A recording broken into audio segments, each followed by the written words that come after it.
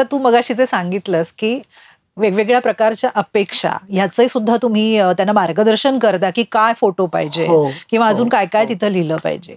हे सगळं जरी झालं, ह्या गोष्टी जुळल्या, विचार जुळले, स्वभाव जुळले, तरी सुद्धा कुठेतरी अजून कुंडली किंवा पत्रिका मॅच मेकिंग म्हणूया आपण, हे अजूनही याचा आग्रह धरला जातो प्रचंड प्रमाणात.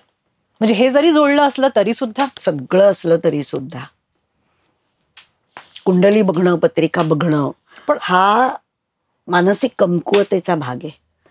आणि फलज्योतिष सांगणारी जी मंडळी आहेत त्यांनी ते खूप रुजवलंय समाजामध्ये की अमुक एका राशीची व्यक्ती ती अशीच वागणार.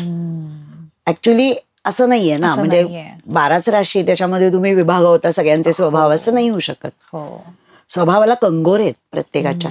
एखादी व्यक्ती खूप रागीट आहे असं म्हणलं तरी नाडकर्णी सरांनी आम्हाला शिकवताना असं सांगितलं होतं की भावना नगरी असं त्याला नाव दिलं होतं त्यांनी. आणि एक 6 मजली बिल्डिंग आहे समजा आणि ती अँगर बिल्डिंग आहे. अच्छा, असं जर आपण गृहीत धरलं तर प्रत्येक मजल्यावरचा राग वेगळा आहे. म्हणजे हा राग कुठल्या मजल्यावरचा आहे? करेक्ट. म्हणजे तळमजल्याचा राग आहे तो जुजबी, चिडचिड, तात्पुरता चिडचिड. आणि 6व्या मजल्यावरचा राग म्हणजे तळपायची आग मस्तकाला. तर आपण कुठल्या मजल्यावरती आहोत?